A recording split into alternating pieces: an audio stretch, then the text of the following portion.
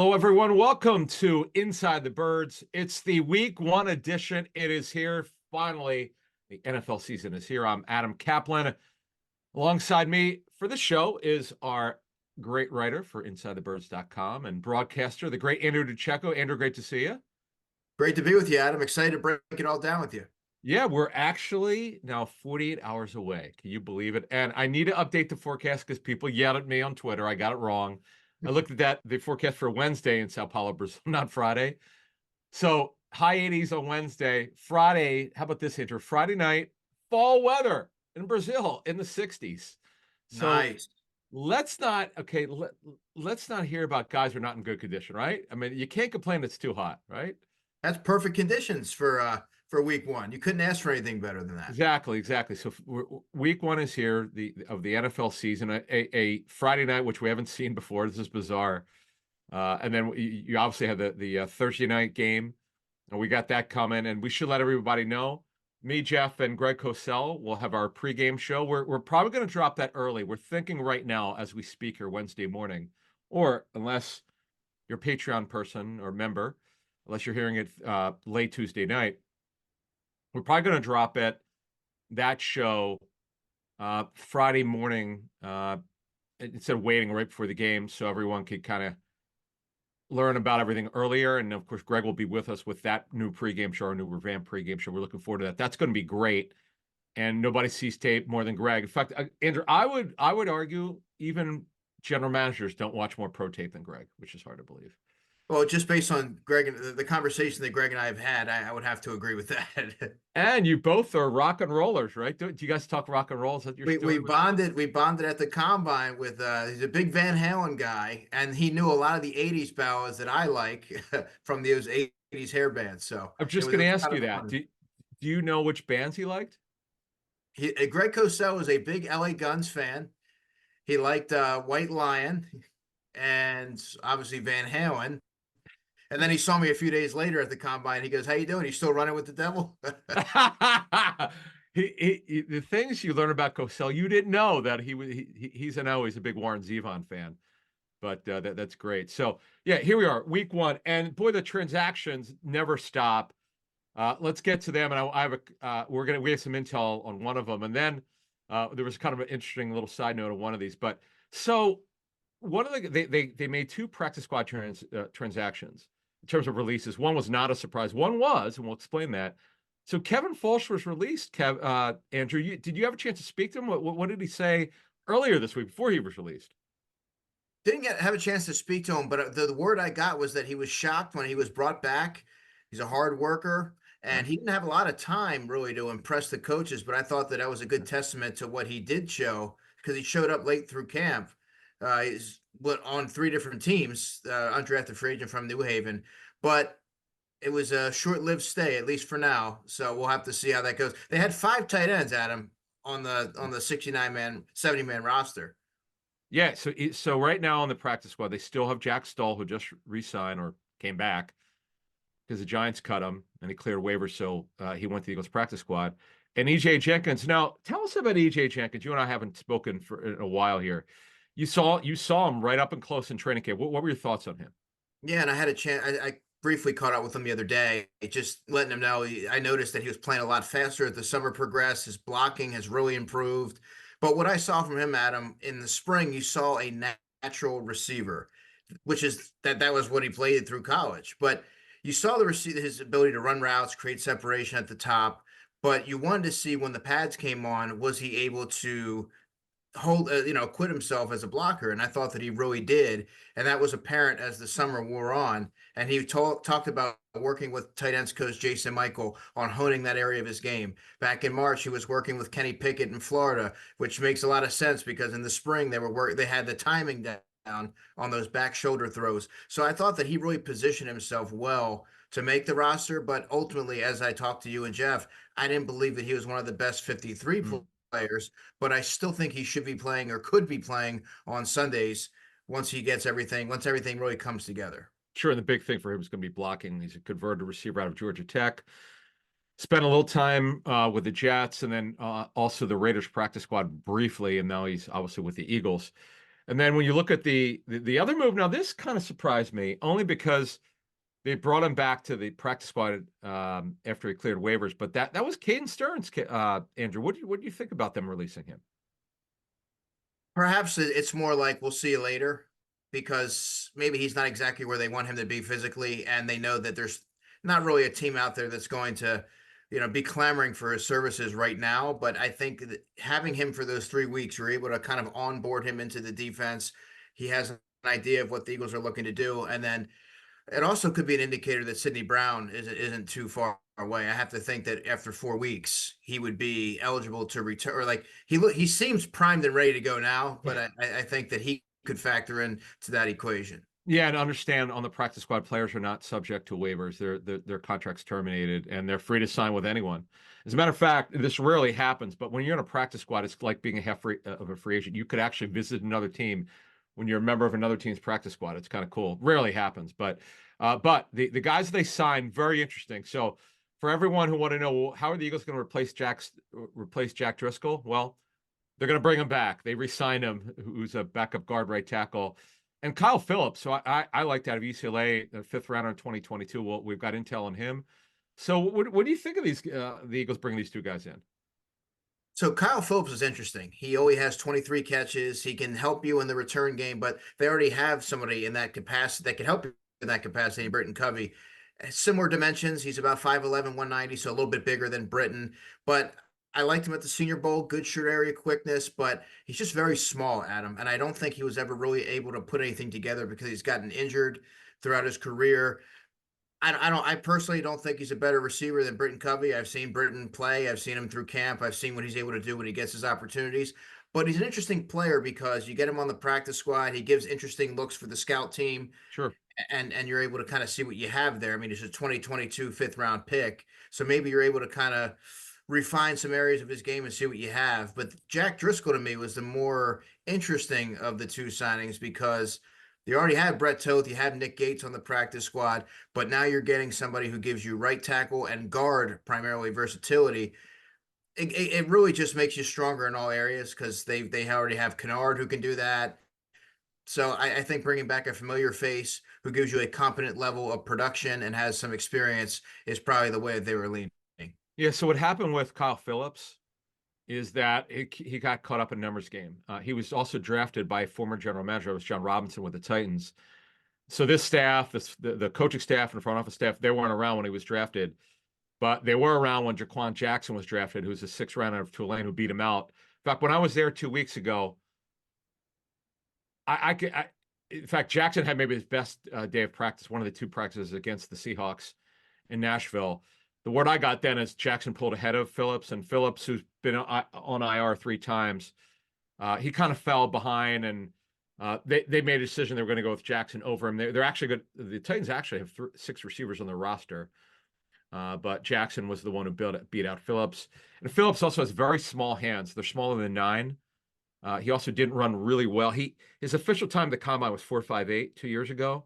But as you said, and there's no question the tape shows this from what I understand, that his short area quickness is pretty good. He can return punts. But the question would be, well, you mentioned Covey. He's almost certainly to be their punt returner. We know that's going to happen. We know he was a backup slot. What's the point? It's on your point. If you really look at the receiver core in the practice squad, it's Paris Campbell, who could play inside or outside. He doesn't have the quickness of Phillips or Covey. You got Phillips now. And Griffin Hebert, I know you've covered him a little bit. What do you see him lining up if he ever had to play? Griffin Bear, yeah. Hebert, So I'm sorry, yes. he's somebody that they really wanted to look at outside primarily, and then also work him into the slot. But really good route runner. He really surprised me this summer, Adam. He's come a long way in terms of running routes because he was a collegiate tight end. But I thought his ability to create separation and utilize leverage to his advantage, he had a really good understanding of that. Really shocked me, to be honest with you. He won some of his one-on-one matchups, and I thought there's a couple plays where he got open on Eli that I can remember from practice. So it seems like he's an interesting player that the Eagles want to take a longer look at. He's been on and off the practice squad. So I thought that was interesting. And you mentioned Jaquan Jackson. I reported this during the draft. The Eagles had some interest in him Yeah. when he got a considerable interest. But obviously he made some headway in training camp with the Titans, and now he's primed to have a role for them.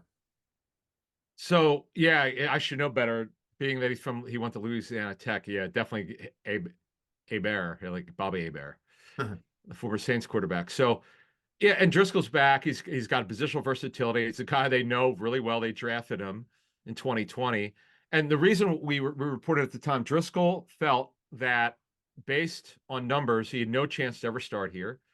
Although, of course, the right guard job opened up. Maybe he didn't know that was going to be like it was, because he probably knew they were going to hand it or at least give it to, or hope that Tyler Steen got it. Nobody knew then what was going to happen with Mekhi Becton. But he was hopeful to compete for a starting job, and it just wound up never happening. Against Liam Meikenberg, who's going to be the right guard in Miami. But bottom line is he's back. That gives him better depth, Andrew. I know he's on the practice squad, but if they ever needed to add him off there, because remember, Keegan is only a left guard right now. I know you'd said earlier, maybe a couple shows ago, maybe he could learn center or play right guard, but right now he's a left guard. Steen, only a right guard and tackle, but he's only a right guard for the Eagles.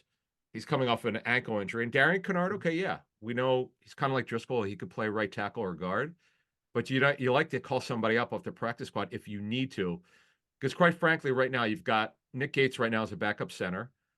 And other than that, it's Dylan McMahon, Toth and Brett Toth. Brett Toth, right, who can play 4 or 5 positions, but how good is he? The Eagles just cut him again. Now he's on the practice squad.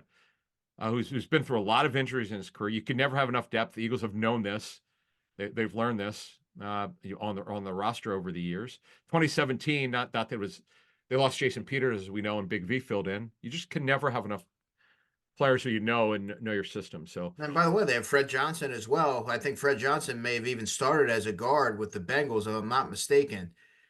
And he's a tackle, obviously now. He yeah, backs up Jordan Mailata. yep.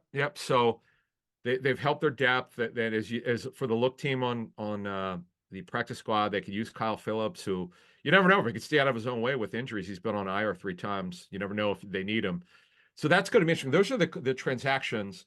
The Caden Stearns one, yeah. I my thinking here is that because, and Vic Fangio alluded to it, that he clearly was not going to be ready, and it could be a while.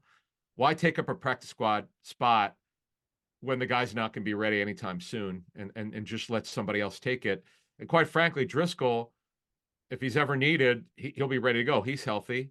Kyle Phillips, if something happened to Covey, it could be a punt returner, so they've got that option. But then why sign him? Why sign Caden Stearns just, a week before if they thought he was so far away? Good It's kind question. of I don't know. I thought it was look. Vic talked about it when they signed him. He's very honest. He knew about the patella injury. I mean, that's a 9 to 12 month rehab. That's not like an ACL. It's worse. right. So everybody knew it was going to be a while. I don't know. It was. I agree. It's a good point. It's like, why bring him back if you know he's not going to be ready? They But even changed his number from 37 to 30. Like it oh, was, really? Is that right? Did he really? yeah. How about that? Okay. Well, we'll see if they do anything else. Obviously, they've got potential practice squad elevations. And we'll talk more about that in the pregame show. And by the way, before we move on to, we're going to do an overview, intel of offense heading into and defense heading into the season, which is new information. I want to let everybody know, if you're not a Patreon member, you missed really 2 incredible interviews. Andrew, Jeff and I did a chalk talk with Todd Hermans. We wanted Todd on so badly to talk about, because who better to talk about converting from tackle, and Todd played right and left, to guard, which he had not played before at Saginaw Valley State, I think it was. Yeah, Saginaw Valley, correct. Yeah, with Matt LaFleur.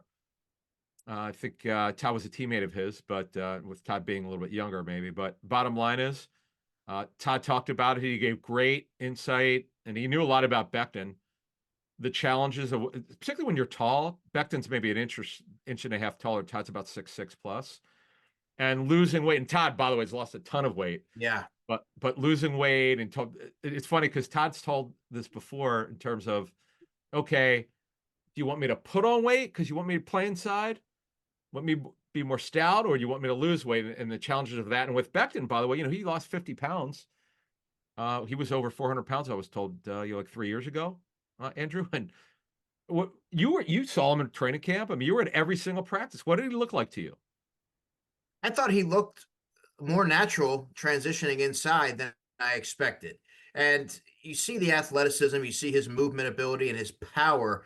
And if you're the Eagles, you wanted to find a way to get him on the field. I think if your goal is to get your most talented five on the field, that should include Mekhi Becton. So it seemed to me whether or not Tyler Steen had injured his ankle, which unfortunately he did, whether or not that happened or not, I think that Becton was going to be a factor and it would be a legitimate competition. And I thought that Mekhi Becton really handled himself well and took to the role. And that's also a testament for Jeff Stoutland and his ability to kind of mold him into the player that he is right now. One more question, follow up on that one.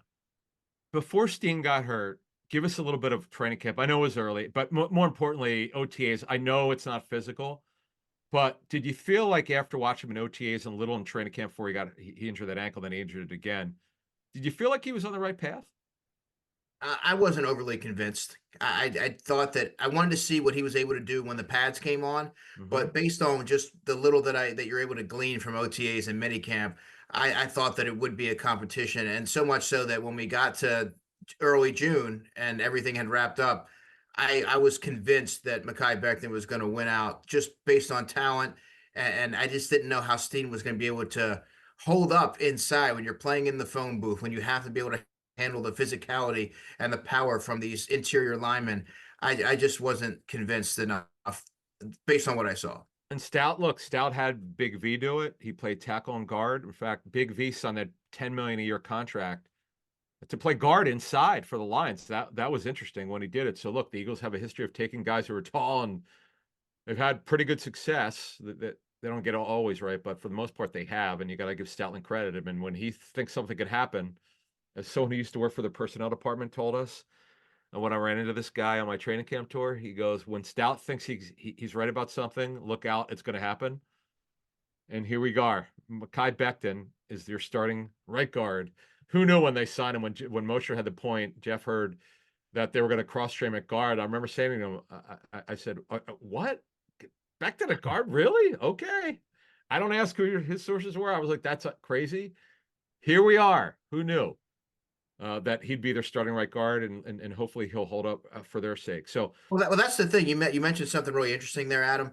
Right now, it looks great, but he does have an extensive injury history. I think he's only played in 31 games, yep. something to that effect, which obviously that's a very small sample size considering how long he's been in the NFL. So it's something to be mindful of. And Tyler Steen's going to have to be ready because he could be called upon at some point should injuries arise. Yeah, no doubt. And they know how to develop these guys. We'll see what happens, and they do have Kennard, but uh, the one thing I would tell you going forward here is with Becton is that I give the guy credit. He took responsibility for his weight. To lose 50 pounds, 45, 50 pounds is it's not easy. He's kept it off, I'm told, really for about a year and a half. When I say off, obviously he's a huge dude. You and I saw him. But Yeah. when I saw him 2 years ago with the Jets, it was like, wow, I don't know if this guy is going to play. By the way, he wears this massive sleeve on his right knee. Yes. And were you there the day that he tweaked it when he Yes, left? I was. Yeah. What did he fall? Like, did you notice anything? I didn't see. I just saw him walking right Oh, past me. I didn't. I okay. didn't see exactly how it happened, but I mean that's something that you're right. He always has that sleeve or that brace Yeah. on his right knee. All right, let's move into our roster evaluation and intel as we give you kind of going into the season based on OTAs, training camp, preseason, everything we've heard, we've seen, we know. Let's start with the offense. Concerns, positive strengths. What do you feel good about? No one better to talk to about this than you because you were at every training camp practice. You kind of lived it. You saw it every day through the heat, through everything.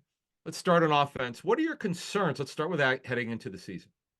Well, I think the most valid one is the quarterback center collaboration in terms of handling protection up front because they've worked at it a lot. They've trended in the right direction, but until you're really facing those live bullets, you're not really sure, Adam, to how you're going to be able to adapt when teams throw different things at you. I think you saw the Eagles implement a lot of blitz heavy approach defensively to try to really hone in on that skill. I Yeah. think that was something that should have helped Cam and Jalen get that ironed out. But that's something that I think early on when you're trying to feel out each other and find a way to refine that area, that might be something that's worth keeping an eye on. And then Jahan Dotson, he just got here just a couple weeks ago. This is not an easy offense to learn. You saw a lot of these guys had from spring through through training camp to learn it. He's has a crash course for the last few weeks. He spent a lot of time with Aaron Moorhead. He's putting a lot of hours in early and staying late. He's in the building a ton. So he said the hardest thing, the biggest challenge for him was learning a different language. And I think that that's difficult to appreciate from the outside. But when you spend all summer learning one verbiage from another team, and you're coming here and you're learning a different language, it's something to consider. Right.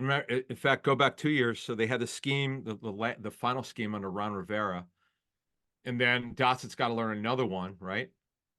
With Cliff Kingsbury. Now he's got to learn Kellen Morris. Yeah, that's a great point, man. That's a lot in a short period of time. Now the knock on Dotson, from a scouting standpoint, is that too finesse, needs to play through contact, didn't win sometimes when he should have won. He runs well. That's not the problem. The problem is being more physical. And Aaron Moorhead, the receivers coach, he's got to get this guy to get going here. I mean, they need him, Andrew. Their depth, as you know, was not good. That's why they gave up a third round pick. They're admitting it wasn't good because they gave up a third round pick. And then you always have to ask, why is Washington giving up on the player? We just gave you the answers. That new staff, new front office, and coaching staff inherited this player. Still a first round pick, whether he should have been or not. It's not even the point. The guy's talented. He's just and he said all the right things. He's now with people who want him, Andrew. I think that's the key. The former team did not want him, to be blunt, but this team does and do need him going forward to man down that third receiver role. I mean, to me, Andrew, you watch Johnny Wilson. We'll get to him in a second, who's back from his concussion. He's not even on the injury report, which is a good thing. And Covey did a good job, but he's small. He's good in a short area, but he doesn't have the ability to go downfield. Andrew, did you see anything from Johnny Wilson? Let's get to him because you saw him a lot in training camp before he had the concussion. What did you see from him that gave you the belief that he could get on the field early on, if you did at all? He started to play a lot faster, and he gained the trust of Jalen Hurts fairly early in the camp. So much so that you heard Jalen single him out. There was the availability that he had just before the open practice. He mentioned that he I forget how he worked Johnny Wilson into his answer, but that was noteworthy to me. And then you saw it manifest on the field. In that practice, just hours later, he was attempting a fade ball to him. He doesn't normally have that kind of rapport with younger players that early. So I think that, and by the way, they worked together in the offseason. So I think that kind of goes a long way in building that relationship early. He sees the work ethic, and he was playing faster. He was learning how to get low in his route running. He's almost 6'7", so that's not something that's easy. Yeah. But he's also a really good blocker, so I think that could get him onto the field a little bit earlier than some may be expecting. And I'm wondering if that may be a factor that they look to tap into on special teams. In terms of blocking for the kick returns? For the returns and wow. punt return. Okay, and punt returns. Okay. The thing I liked about him, the thing that and you saw it a little bit in OTAs, but really more in training camp, but those perimeter runs, man, those outside zone stretch plays where the receivers got to angle and carve out room. Now, most guys will just try to get in the way because they don't block very well. This guy is so long. You and I saw him at the Senior Bowl. That's big. That when you can get the trust of obviously Stoutland. I know Stoutland doesn't coach him because he's a receiver, but Jeff Stoutland designs the run game. If you can impress Stoutland and obviously Aaron Moorhead, you're going to get on the field, and they need a fourth receiver. He is it. He right now he is it. Covey's really a backup slot, a little bit of the Z position, but he's really just a backup slot. And by the way, Devontae Smith's numbers are phenomenal in the slot. Dotson also could play inside. We know they cross-train Wilson, but he's just not comfortable inside. He's long. It's an interesting way to cross-train somebody, but that is a big body. And I was very impressed with the way he ran at the Senior Bowl. It's the first time I'd seen him up close. So this is good, man. This is a good story. I know it's the regular season, so we'll see. Yeah. But I felt pretty good about him. I thought he's kind of ahead of schedule. Do you feel like he's ahead of schedule, or maybe? little bit. Absolutely. And for a 6th round pick, I think you have to be encouraged if you're the Eagles. I'm sure that Sure. he exceeded even their expectations. But you bring up something interesting. All those receivers, all 5 of them on the active roster, are going to have to be active on Friday night. Who are some of the players that you're thinking are going to be inactive? I mean, off the top of my head, I would probably think Eli Ricks. I would think probably Jeremiah Trotter Jr. for week 1, because if you have Oren Burks up, you're not going to dress 6 linebackers. McKee, McKee, right? Byron Young. Byron Young. I would assume all the D tackles will be active, besides Byron Young. The Game Time app. It is our favorite ticketing app. They have a great feature. It's called Game Time Picks. We have talked about this. It allows you to see your favorite teams play live even easier because it filters out all the fluff. It only shows you the best deals on the great seats, so you don't have to waste time going through every single row, every single seat, trying to figure out where the best value is. Game Time does that for you. It's their super deal, and it is one of the best deals that you can find on a ticketing app. It's easy to use. That's why we like Game Time. You can see the view from your seat. You can basically have your tickets within 3 taps on your phone. There's not a lot of hoops to jump through. They've got the most flexible customer service policy in the ticketing industry. And of course, they've got their lowest price guarantee where you get 110% credit of the difference if you find a better price somewhere else. The all-in pricing shows you the price up front. It's just such a convenient app, a great app to use whenever you want to go see sporting events, concerts, theater shows, and of course, MLB playoffs. If you want to go see the Phillies playing, you use the Game Time app. All right, so take the guesswork out of buying all tickets, concert tickets, sporting event tickets, any kind of tickets using Game Time. Download the Game Time app, create an account, and use code BIRDS for $20 off your first purchase. Terms apply. Again, create an account and redeem code BIRDS, BIRDS, for $20 off. Download Game Time today. Last minute tickets, lowest price guaranteed. Let me ask you this question. Because I'm trying to DeJean's not going to be returning punt. It's going to be Covey. I mean, Covey's their punt returner. It doesn't mean he can't back him up. But we know that they basically cross-trained him as a nickel, right? He's not playing outside corner right now. So, I mean, Maddox, we know that Mitchell, when the opponent goes 11 personnel or it's passing, Mitchell may go inside. He has, right? And he's in base, he's outside. Where do you think Cooper would line up if he's playing? I don't know. I would be surprised if he gets in defensively or any sort of significance, snaps of significance. I would be shocked. I mean, if you're really trying to whittle it down and you're not sure if he can help you defensively, well, he hasn't played special teams either in camp. Would he be somebody that you would think would have a week 1 role? Yeah, because that's my question. Because here's another one off of that. You mentioned guy where they're overloaded. I mean, we know that they actually signed Burks off the practice squad. That was not an elevation. They signed him. He'll be on special teams. Yeah. And he's going to be a core guy, and Van Sumeren's a core 4 guy, so they're going to be active. Trotter doesn't give you as much special teams wise. I would have him inactive since you brought all this stuff up. So honestly, to me, it's really, you have to have 3 backs up. They only have 3 up. Maybe an offensive lineman that maybe a Darian Kennard. Well, then you could keep. Oh yes. Oh, I got it. Because Gates will either be signed off of it or elevated. Yeah. So yeah, that plays to your point you just mentioned on Kennard. Yeah, you don't need to have him. Well, here's the question. We know that Johnson's the backup left.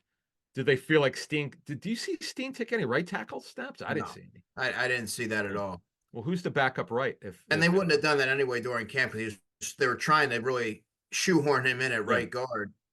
Oh, Fred Johnson, he can do it. Did you see him at all play right tackle in camp? Fred can do right or left. No, but did you see him do it at camp though? That's the point. I don't recall if he did right. Right. He primarily backing up Mailata. Right. They rarely, even if a guy's done in the past, they typically won't do it. And my experience has been if they didn't do it in camp, they try not to ask him to do it in season. Oh, by the way, you know who can do it? Jack Driscoll. Now the question is, first of all, he's healthy, right? He knows the scheme. It's not like he's going to a team he doesn't know the run scheme. Well, okay, Kellen Moore might have it a little different. And there might be some nuances, but it's still the Eagles are an inside zone team. That's what they are.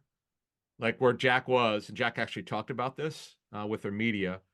They're now Miami and or Mike McDaniel are mostly an outside zone team. So I doubt that it's changed much. So he should be able to, if they want to elevate him. Andrew, I didn't even think about this. I guess they could do that. He should be ready to go, right? I would just use Kennard because Kennard's been there all summer. He can Right. give you right tackle and guard versatility. He can, but what I'm saying is they have that ability if they need to. That's why it's Yeah. critical that he's here because now you Yep. have experienced depth on the practice squad. Yep. Either way, they've got it. It's either Kennard or they can move Driscoll up. But yeah, it's whatever they want to do. So they're actually in good shape now, getting Driscoll back. All right, so you've talked about Steen and some of the concerns on offense, and obviously Dotson. Just in terms of timing, he got here recently. What are some of the strengths? What do you feel good about with their offense going forward? I feel really good with their passing attack. It just the creativity, the motion. I think the ability to move Devontae Smith around the offense. I think he can really threaten from the slot a lot this season. I actually think he may have a better season in terms of output than even AJ Brown. I think this is going to be this is going to be an offense that really accentuates Devontae Smith and showcases him.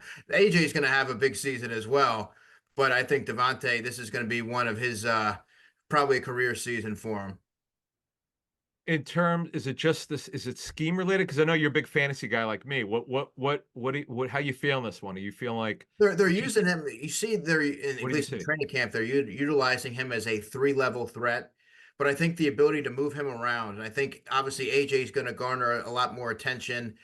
And I feel like Kellen Moore is someone that is going to mix it up, find ways to, create space for his players. And I think as a result, you're going to see Devontae Smith really thrive.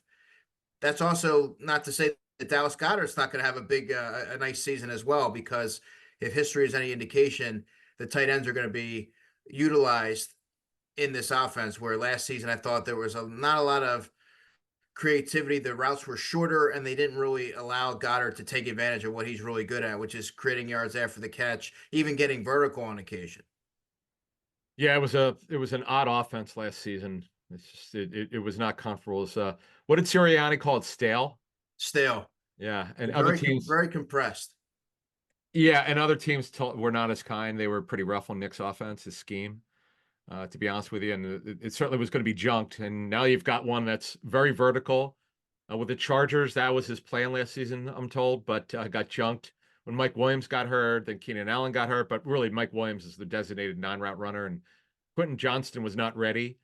But now he's got AJ Brown, Smith, Dotson who can run, Johnny Wilson, and if you could create space for him to run, he can move for a guy his size. Goddard, as you mentioned, is vertically as a tight end. Grant Calcaterra. And Calcaterra, absolutely, 81, who's an athlete. And then you got Shipley, who's explosive in a short area, you could catch the football. Barkley, who's a good screen runner.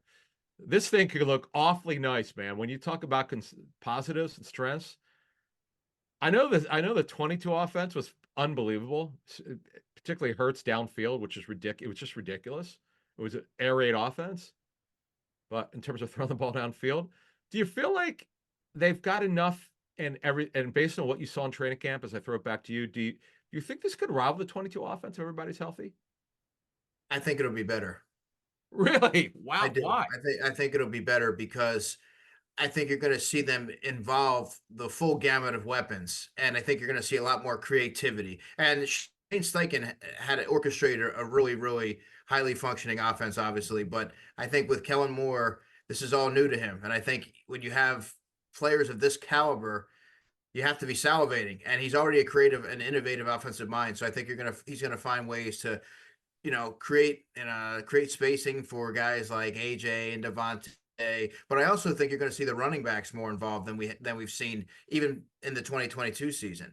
Kenny Gainwell, Saquon Barkley, even Will Shipley, perhaps as the season advances. They have a ton of weapons, and I think Kellen Moore is, at least everything we've seen in camp, is someone that's going to kind of facilitate the ball to all those options.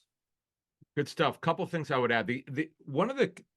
I actually with Jurgens, I wouldn't call it a concern. It's just more of an unknown because He hasn't done it at this level. Did it 2 years at Nebraska.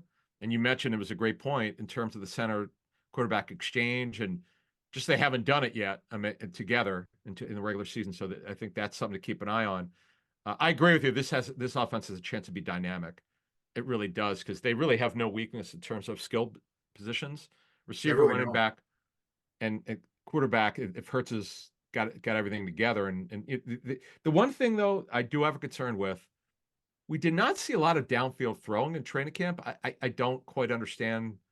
I mean, A lot of intermediate passing, and Sure. he did hold the ball a considerable amount of time for different drills, like 7-on-7s that are designed for the offense to really, it really skews in favor of the offense, and so does 11-on-11s to a degree.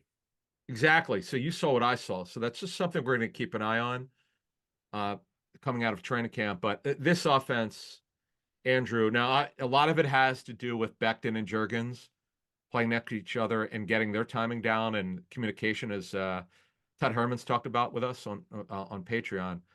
But this thing could look incredible if it all goes well. And I like that Gainwell improved. I know he'll never be fast or explosive. He looks. I thought, Andrew, you tell me, you were more practiced than I do. Did you think he looked a little bit more fluid?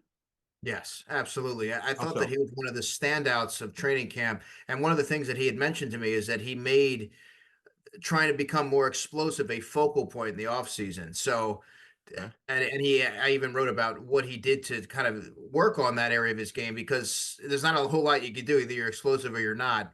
But I think that it looks like a player that is going to be utilized more in this offense. He's playing with a lot more confidence, and Jalen was really effusive in his praise for Kenny Gainwell when he was asked about him. So everything that I've seen at least leads me to believe that he's going to have a role and not just suddenly be, discarded in favor of Saquon Barkley 100% of the time.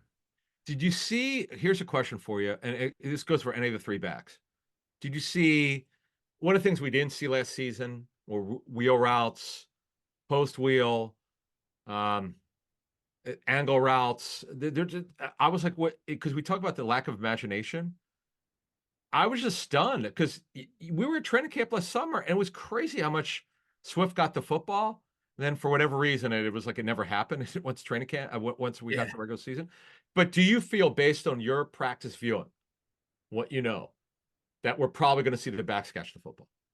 Absolutely. And because you mentioned the wheel routes and the things of that nature, there were times where I saw Will Shipley beat, I think it was Joey Naquara in coverage multiple times, or Will Shipley beat him once, and then on the same exact route, same side of the field, Kenny Gainwell beat him. And Nice. so Saquon Barkley's run a wheel route, and Devin White carried him right up the sideline. So I've seen enough to lead me to believe that will be implemented into the offense. One more for you. Screen game, which Jeff and I have absolutely just destroyed their coaching staff the last couple of years. Last year was so painful, Andrew, watching the screen game, which was pathetic. Got to call it like we see it. I mean, that was just, it was awful. It's embarrassing for an NFL team. How was the screen game in training camp? Is there hope? It looked a lot better. It looked a lot better, but Good. it's one thing to be able to execute it in practice, but it's another thing to have that correlate into a game setting. But everything that we've seen thus far, linemen are getting out, they're opening holes, and I think from the ball carrier standpoint, their ability to get north south, and not fool around too much has been something that caught my attention as well. You know what? And your point about this could be better, or you think it's going to be better in 22. If you just look at Barkley, obviously, no offense to Miles Sanders. Now, no, Miles Sanders, yes, he's been bad for the Panthers. There's no denying it was awful last season. But Miles is pretty good here. His former teammate at Penn State. Barkley's a better football player. We all know that. Much better. AJ Brown's a stud. He's been unbelievable. This is his third year with the team.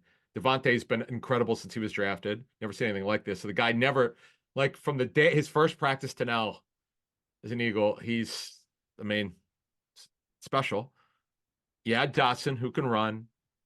We know there's certain things he's got to be better at, but we know it can run. Goddard, we know about the injury history, but from a positive, he's explosive. He can run. You mentioned Calcaterra.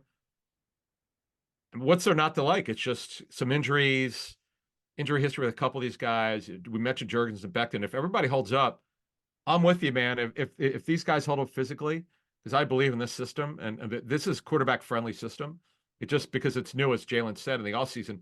Is it 8 and 10 years of play callers? He said. I Something think like it's 8 and 10 years. that? Yeah. Well, look, it takes time. As bad as OTAs were for the offense, you saw it improve greatly. One perfect. They still have a little bit to go, but I'm very optimistic with their offense. Now, let's get to defense, right? Before we get to the injury report. This is, to me, I really have very little to criticize the offense. I'm really high on this offense. Defensively, yes, Vic is great. They've been running his scheme previously for 3 years now. They have the real Fangio. You're at every practice. As an overview, what are your concerns before we get to some of the positives? First, right off the top, Adam, I would say edge rusher.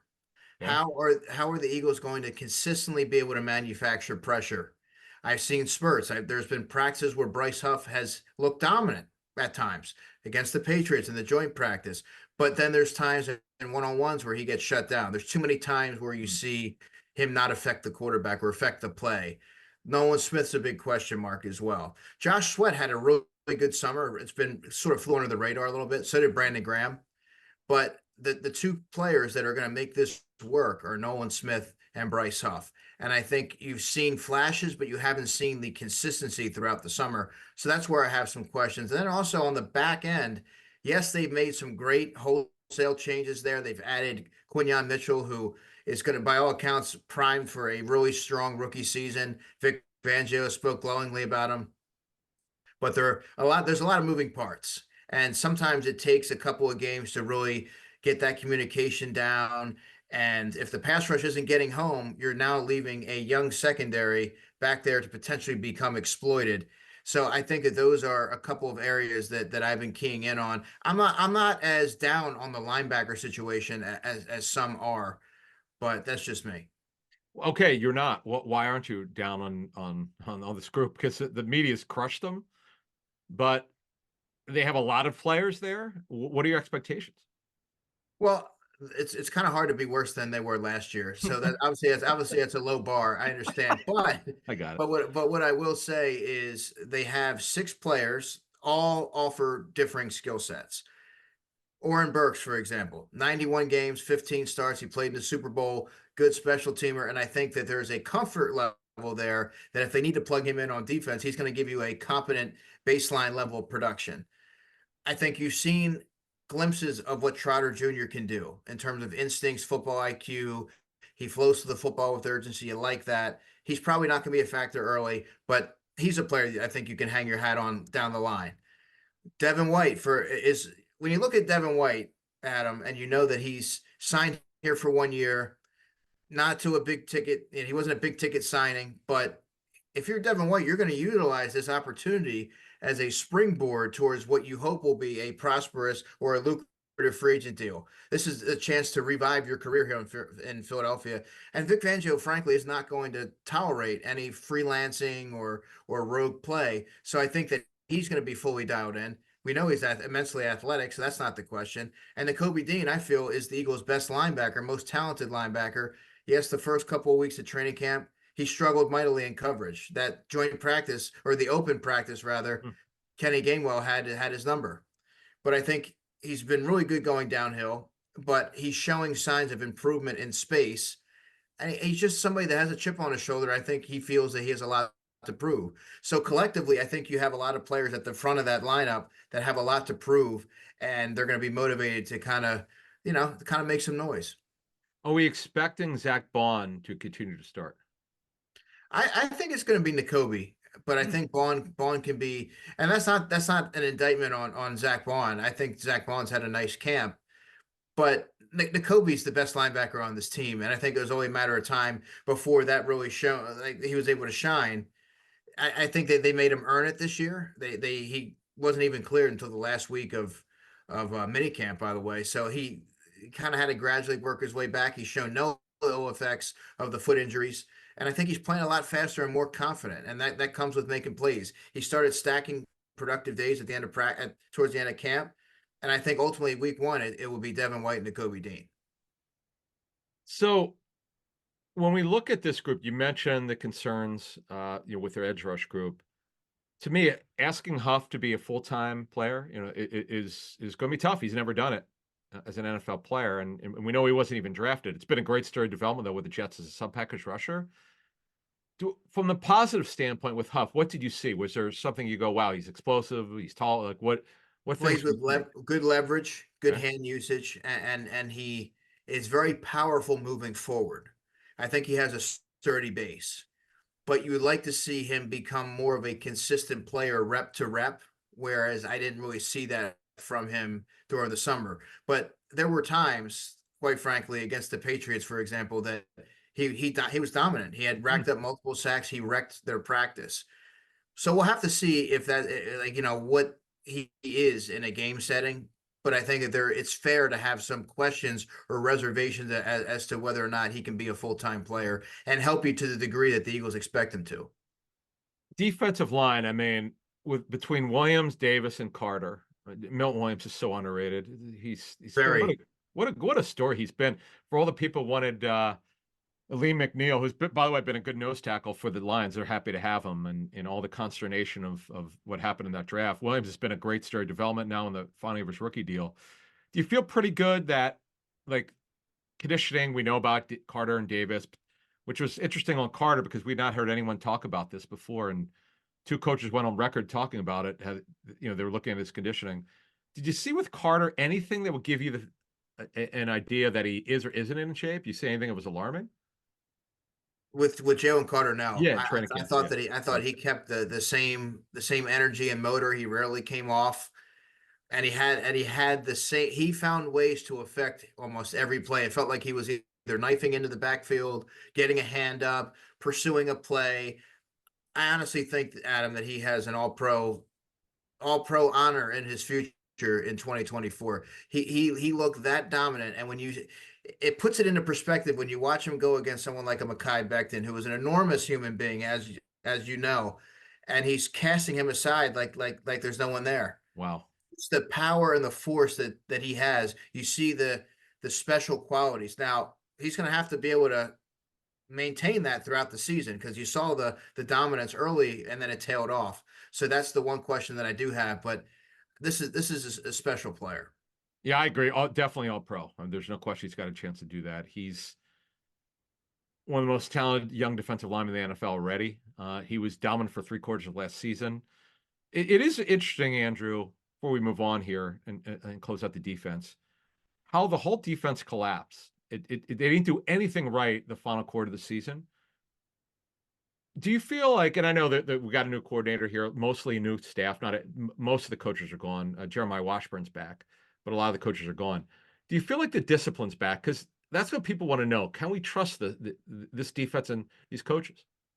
I absolutely do. Everything that we've seen through 16, 17 practices, that's the sample size we have to go off of. And I'm gonna say yes. You're when you have somebody with the credibility and the staying power of a Vic Fangio, is his track record speaks for itself. And he's a no nonsense guy. He's going to hold guys accountable. He's old school and he's going to push you. And that with that comes a lot of respect.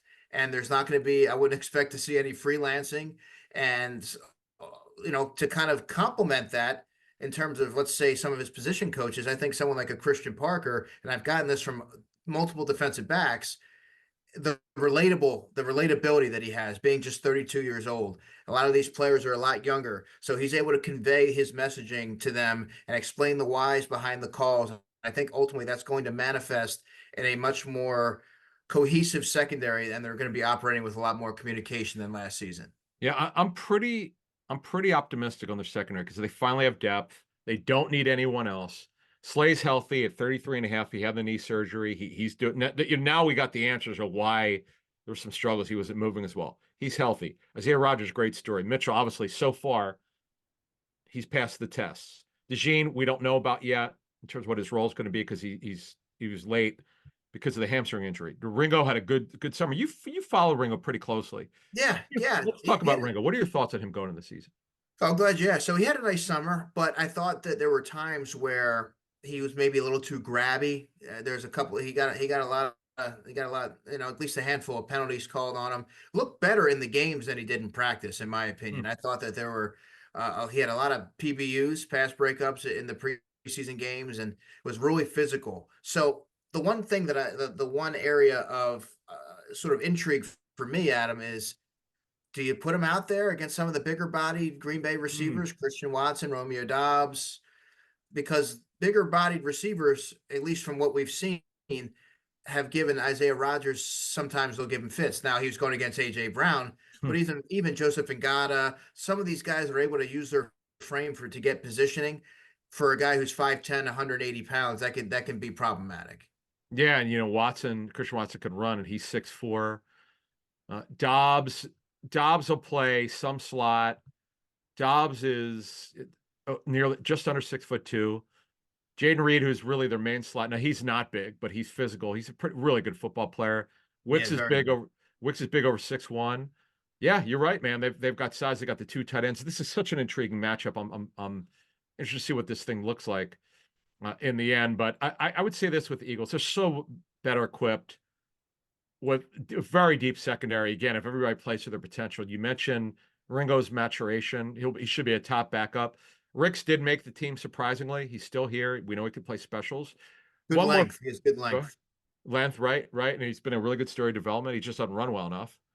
No, but I think having him on the outside, remember he was cross-trained at nickel out of necessity last season. I think putting him back outside at his natural position, he was able to play a lot more instinctively. He utilizing, he wasn't thinking as much. He was utilizing his hands better, and just his technique was a lot more sound. So I think that he's a player that the Eagles did not want to part with, knowing that 22 years old, you have the pedigree. You don't necessarily want to expose somebody like that to waivers because, as you know, cornerback, edge rusher, and offensive lineman, they're the players, when you look at the waiver wire, they're going to draw the most interest. Yeah, and to me, Andrew, when you look at this football team, and you outline the concerns well, and obviously the strengths, we both kind of see it the same way. If the pass rush is at least above average, and the team stays healthy, they're kind of a shoo-in to me to win the NFC East. As we know, no one's won it 2 years in a row since 2004. But honestly, I like the new 2 coordinators. I trust them. I agree with your point with Vic. You've been at training camp. You're at the press conference. He's hilarious, and it's like the late Jim Johnson. He tells you like he feels it. He doesn't mince any words. He calls guys out. He tells the truth when he doesn't think guys are there yet, where he wants them to be. But overall, Andrew, your thoughts going into the season. We'll get to the Green Bay in a second. How far do you think this team could go with a roster as constituted? I would say NFC Championship game, but I think that's the ceiling. Yeah. But to go toe to toe with someone with a team like the San Francisco 49ers, who I think you could argue is the best team in football, certainly the best team in the NFC. The Detroit Lions. I mean, these are teams that I don't know how the Eagles are going to necessarily stack up against them, because their defense is where I have some questions. Now, I'm a little bit more bullish on the defense than a lot, because simply because of Vic Fangio. I think a lot of Vic Fangio, and I think that his ideologies and methods are going to ultimately translate to a much more stout defense. But they still have areas of concern. But stacked up against these other teams, I just think they're just way too they're way too well rounded. So that's where I see their season sort of capping out.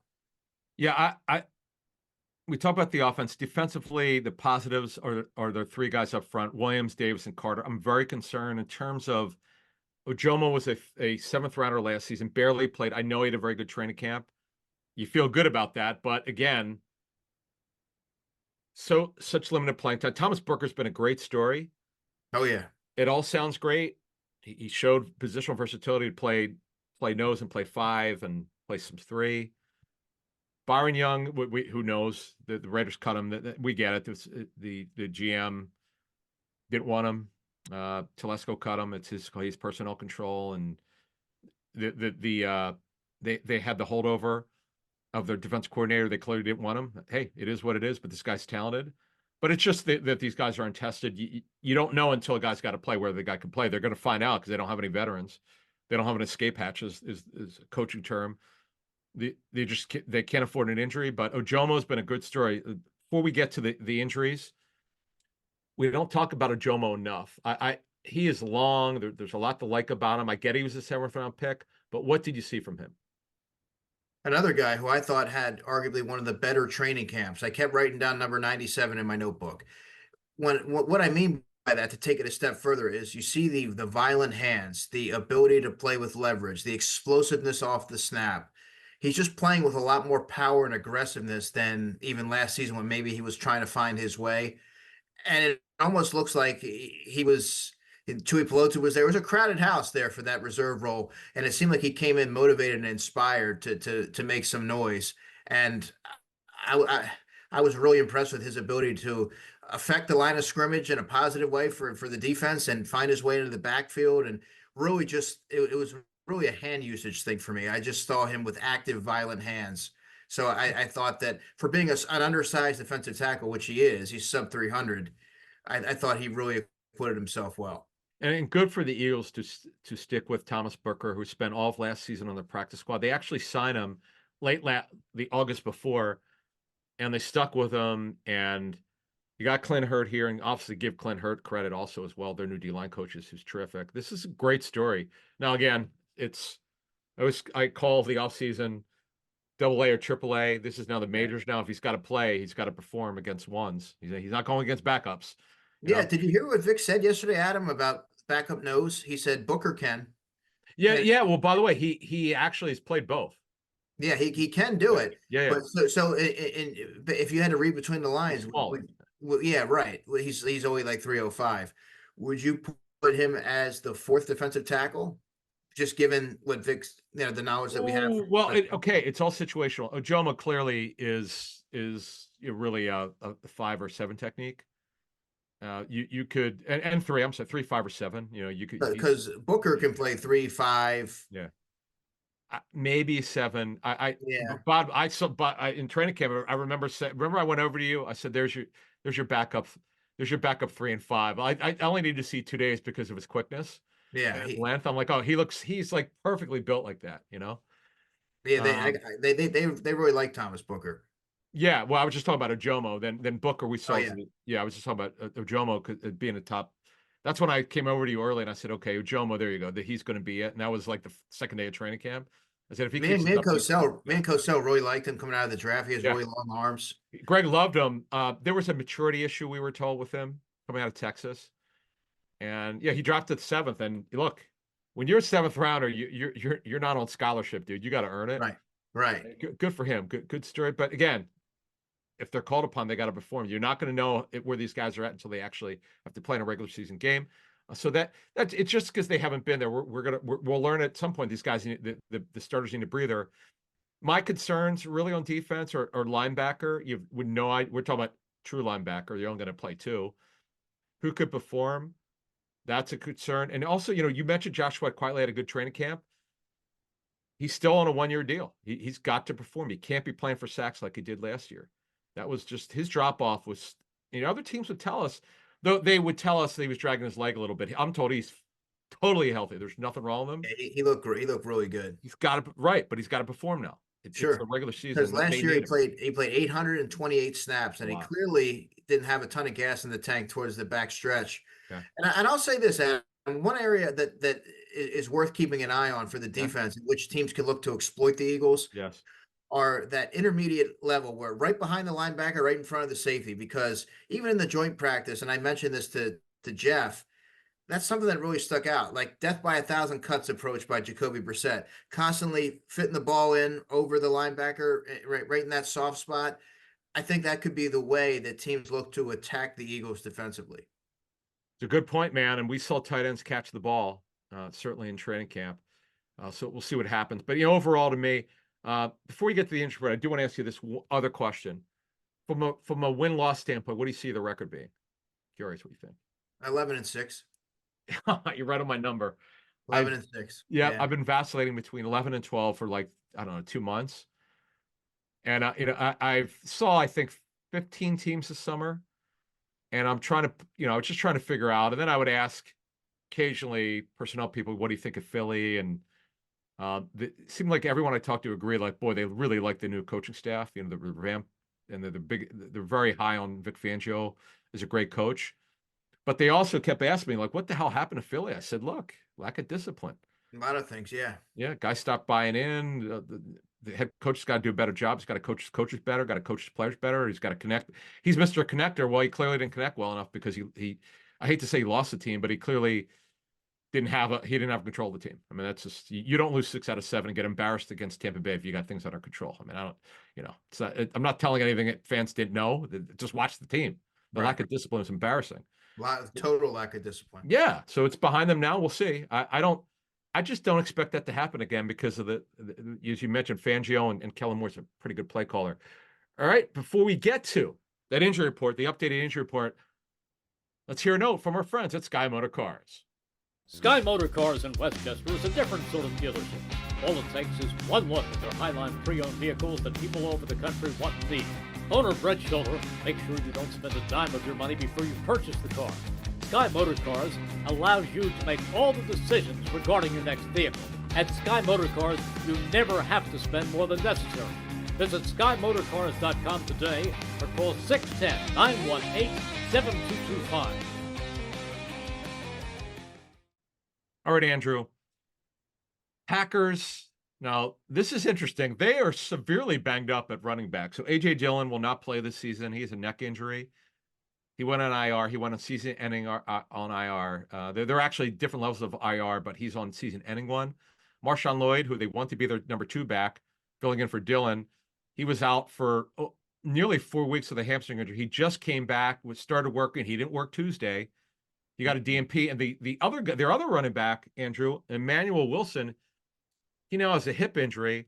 So what the Packers had to do is look to the waiver wire, and they looked to the street, and they brought in Chris Brooks, who was a former undrafted free agent last year out of BYU, who was with the Dolphins last season. He was hurt a little bit, and he actually was waived off of IR with the injury settlement. He cleared waivers, so he's now on their practice squad. They're obviously going to have to add at least one back during the game, and Josh Jacobs got an injury history, Andrew. I mean, this is actually good news for the Eagles. Yeah, I can't help but look at this game and just see Josh Jacobs. It has to be Josh Jacobs, but I could see a couple early runs, downhill runs from him as the Eagles defense tries to acclimate, and you wonder if that sort of wakes up the Green Bay offense. Josh Jacobs is a solid player when he's healthy. Did you notice misdirection runs getting these backs? Because we know the lack of discipline with some of the Eagles linebackers. Do you notice anything in particular that gave him a problem at all? Some misdirection runs, and that's the thing with someone like Devin White. They're immensely athletic, Adam, but you have to wonder about the rogue tendencies and things like that coming to surface again. So I think that's something that bears watching as we get towards Friday. And they also have LaMichael Pirine, a journeyman back who was drafted by the Jets. Wasn't he here in Philadelphia? He was for literally a cup of coffee. I think he had 2 cups of coffee, and they moved on. You're right. You're absolutely right. And then Eagles. Now this is new, unless you tell me otherwise. Devin White with an ankle injury. Did he miss any time at all? That's new. No, he didn't miss any time. The Isaiah Rodgers one, I was finally glad to see what it was, because we had listed it as unknown because we simply had no idea of what the injury was. Correct. It was a hand injury. Correct. And he did work on Tuesday, as did Devin White. They're the only 2 listed with an injury. And then Landon Dickerson got rest, which is funny. But they did start practicing on Sunday, so that's fine. Hey, it's a short week anyway, so you want to make sure your guys are good to go. But other than that, Andrew, any injury concerns with the Eagles that you're aware of? No. I think the Eagles are going into it remarkably healthy, which is interesting because if you remember, Adam, you're hearing all the discourse throughout the summer about training camp practices or not. The reason why the Eagles do it the way and structure it the way that they do is by design, and they have a really healthy roster going into week 1. They are. This is knock on wood for them. We just broke it down. You're making me feel a little bit more positive about the team maybe than I first was, but I think seeing everything come together from the spring through the 16, 17 practices and then all the preseason games, I feel like it's given me a large sample size, enough data for me to kind of assess where they're at and where some of their weaknesses are. So I honestly, Adam, I do feel pretty good about the team. apart from some of the areas of concern that we talked about? It's just the concerns now, and you know this, and going around the league, the training camp tour came up a bunch about the lack of the poor tackling in the early part of the regular season. Bill Polian, Hall of Fame general manager, told us on our show a couple years ago, it's usually 4 to 6 weeks it takes for teams to adjust to get it right. But I'll tell you this, the Eagles were not the only team to tackle. Of course, the Eagles, what did? They did in the game at the practice of the link. Did they do any more in training camp, or is it the only time? They went live, but it was with the third team. So like Yeah, exactly. you're seeing a lot of those fourth or fifth team running backs that are getting lit up. I saw a lot more tackling in training camps that I have in recent years. So we'll see if what it looks like and how it manifests itself during the regular season. But Andrew, thank you so much for jumping in here. Great job. Great information, man. Great intel. This is phenomenal. Thank you. For Andrew DiCecco, I'm Adam Caplan. We'll speak to you next week. Be sure to check out our friends at phlsportsnation.com. They're enhancing the fans' experience with their coverage of all Philadelphia sports teams. For the fan, by the fan is their motto. So make sure you check them out at phlsportsnation.com and on Twitter at phlsportsnation.